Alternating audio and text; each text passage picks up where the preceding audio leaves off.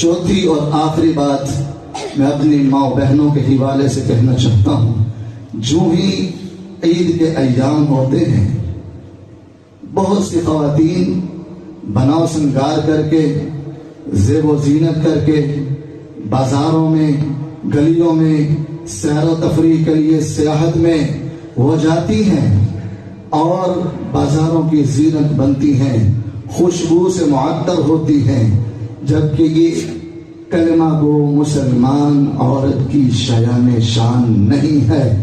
اللہ قرآن میں فرماتے ہیں وَقَرْنَ فِي بُيُوتِكُنَّ وَلَا تَبَرَّجْنَ تَبَرُّجَ الْجَاهِلِيَّةِ الْأُولَى۔ اے کلمہ پڑھنے والی خواتین، آپ اپنے گھروں میں رہیں، گلیوں بازاروں میں بناؤ سنگار کر کے جاہلیت کا رسم و رواج نہ اپناؤ۔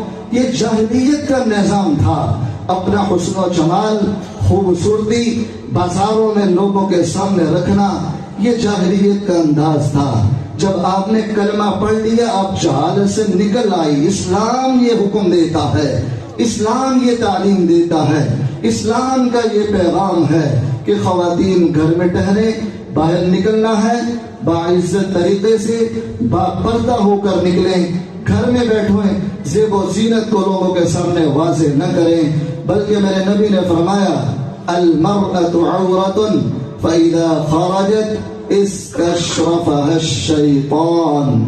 جو ہی عورت گھر سے قدم باہر رکھتی ہے شیطان اس کی طاق میں ہوتا ہے، وہ اس کا پیچھا کرتا ہے، لوگوں کے سامنے مسیچن کر کے دکھاتا ہے، خوبصورت کر کے دکھاتا ہے۔ شیطان تو چاہتا ہے یہ امت مسلمہ کی خواتین باہر نکلے، میں ان کو گمراہ کروں اور لوگوں کے لیے وبال کا ذریعہ بنا دوں۔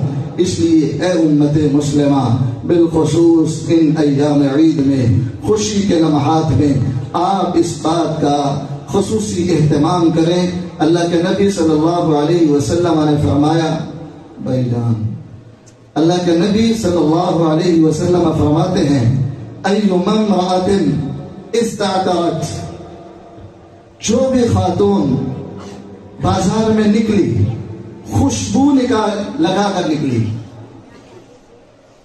لیجد ریحها، تاکہ لوگ اس کی خوشبو کو محسوس کریں۔ معاف کرنا، اسلام کی نگاہ میں، شریعت کی نگاہ میں میرے آقا نے فرمایا فَهِيَ زَانِيَةٌ، ایسی عورت اسلام کی نگاہ میں زانیہ شمار ہوتی۔ کیا آج ہم بازاروں میں نہیں دیکھتے؟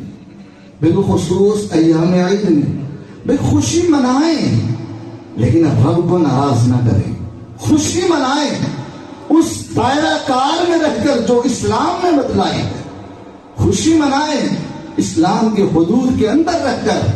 آپ خوشبو سے معطر ہو کر گلیوں بازاروں میں نکلیں، اگر کسی شخص تک آپ کی خوشبو پہنچی، اسلام کی زبان میں ایسی عورت کو زانیہ کہا جاتا ہے۔ یہ صحیح بخاری مسلم کی روایت۔ اور میرے نبی نے آخری روایت بیان کر کے بات کو ختم کرتا ہوں۔ اللہ کے نبی صلی اللہ علیہ وسلم نے فرمایا دو قسم کی قومیں، دو قسم کے گروہ جہنم کے اندر جائیں گے، صنفان من اہل النار لم ارہما، لیکن میں محمد صلی اللہ علیہ وسلم نے ایسے گروہوں کو ابھی دیکھا نہیں ہے۔ آپ کے دور میں وہ دونوں گروہ موجود نہیں تھے، بعد میں آنے تھے، اور میں سمجھتا ہوں وہ آ چکے ہیں۔ ان میں سے ایک گروہ میرے نبی نے فرمایا نساء، عورتوں کا گروہ، کاسیات عاریات مائلات ممیلات رؤوسہن کالبخت، ایسی خواتین جو لباس پہننے کے باوجود برہنہ ہوتی ہیں۔ کیا آج نہیں دیکھتے؟